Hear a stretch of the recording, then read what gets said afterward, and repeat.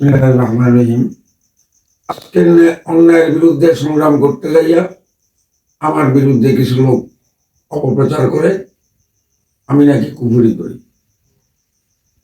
মানুষ মারি ফেলি। এখন হযরত মুহাম্মদ মুস্তাফা সাল্লাল্লাহু আলাইহি ওয়াসাল্লামকেও ওনার দেশের লোকে জাদুঘর বলেছেন। আমাকে জাদুঘর বললেন তো সমস্যা নাই, এটা আমার সুন্নতি কপাল। আমার রাসূলুল্লাহ সাল্লাল্লাহু আলাইহি ওয়াসাল্লামকে বলছেন আর এখন আমাকে বলতেছেন, তাহলে এটা আমার বড় সৌভাগ্যের বিষয়। অন্যায়ের প্রতিবাদ কি? এই যে একটা কথা মানুষ বলে, কলা গাছ নষ্ট করে জিরে, দেশ নষ্ট করলেও ভণ্ড ফিরে। আল্লাহর ওলিটা ঠিক, কেরামতে আউলিয়া হাক্কুন, ওলি আল্লাহদের কেরামত সত্য। ইন্নাল ওলিয়াল্লাহু লা খাউফুন আলাইহিম ওয়া লা হুম ইয়াহজানুন। আল্লাহর ওলিদের কবরে ভয় নাই, হাসরে ভয় নাই, ফুলসেরাতে ভয় নাই। এটা 100% সত্য। কিন্তু আমার কি লাভ? এই কথাটা ওয়াজ করে আমার কোনো লাভ হবে? আমি কি ওলি আল্লাহদের পূজা করবো আল্লাহ রসুলের পূজা বাদ দিয়া? আল্লাহ রসুলের বাদ দিয়া আমি কি অলিদের পূজা করবো? এটা বলার অর্থ কি? অলিদের ভয় নেই, মানলাম, কিতাবে আছে। আমার তো ভয় আছে। আমাকে আমল করতে হবে না? আমাকে কিছু আমল শিক্ষা দিবে, ওইটা করবে। কিন্তু এটা না করি কিছু সংখ্যক হুজুরে দেয়, আলেম নামদারি কিছু হুজুর, এদেরকে টাকা পয়সা দিয়া এই ওয়াজগুলাই করা, এই ওয়াজগুলাই করা মানুষকে শোনায়, যাতে করে মানুষ অলির জন্য পাগল হয়। পাগল হতে হবে আল্লাহ রাসূলের জন্য আর মা বাবার জন্য। আপনি হজ করতে গেলেন লক্ষ লক্ষ টাকা খরচ করে, কিন্তু হজ কবুল হইলে কিনা আপনি শিও দিতে পারবেন না, নিশ্চিন্ত হতে পারবেন না। একবার যদি আব্বা আমার মুখের দিকে ন্যাক নজরে তাকান, আপনার কবুলিয়ত হজ আপনারা মোলামা লেখা হয়ে যাবে। সুবহানাল্লাহ। তাহলে মা বাপ বাদ দিয়ে আপনাকে দেখা যায় মা বাপকে খাওয়াচ্ছে না, বাবার দরবারে গরু নিয়া বাস আল্লাহ গুনো লাইলা ইল্লাল্লাহ জিকিরও না কি, এগুলো কি জিকির? এগুলা কলি কলি গাড়ির সাথে অলির দরবারে চলে যায়, অথচ আব্বা আমাকে খানা বাদ দেয় না। এগুলো কি জাহান্নাম নয়? এমন পীর ধরবেন হক্কানি পীর, যাতে করে আপনাকে আমল এবাদত আখলাক ঠিক করতে পারে।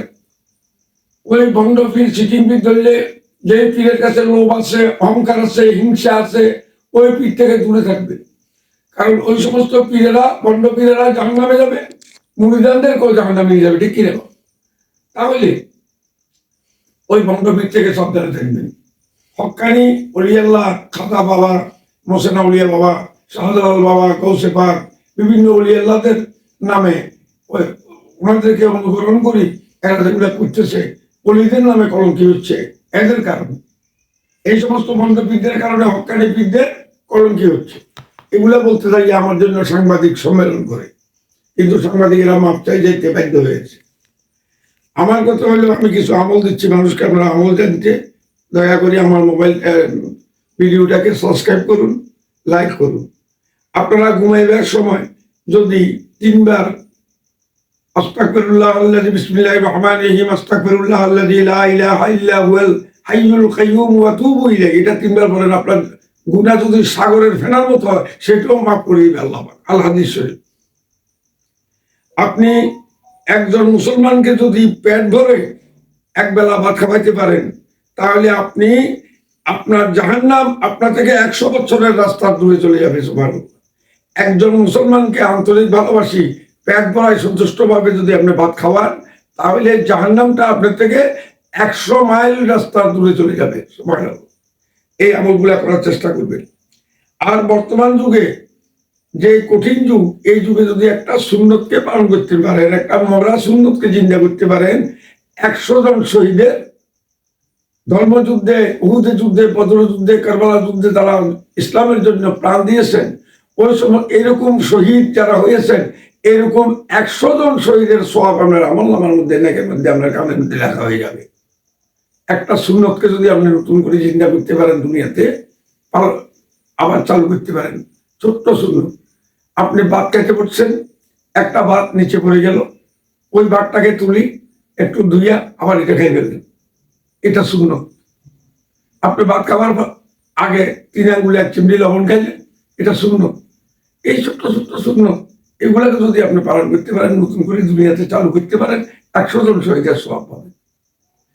এই লবণ খাওয়ার সুন্নতটা শুধু সুন্নত নয়, এটা সায়েন্স রিসার্চ করে দেখছে ভাত খাওয়ার আগে যদি 1 চিমটি লবণ খান আপনার গ্যাস্ট্রিক হবে না।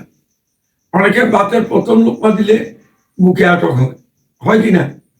তাহলে আপনি এই লবণটা যখন মুখে দিবেন আপনার গলাটা ক্লিয়ার হয়ে গেল, আপনার ভাত খেতে আপনার গলায় আটক হবে না, মুখে আটক হবে না। শূন্যতে শূন্য, স্বাস্থ্যের জন্য উপকার। তাই এই আমলগুলা করুন এবং দয়া করে আমার ভিডিওটাকে ভালো লাগলে সাবস্ক্রাইব করুন এবং লাইক দেন, এটা আমার দাবি রইল। আসসালামু আলাইকুম।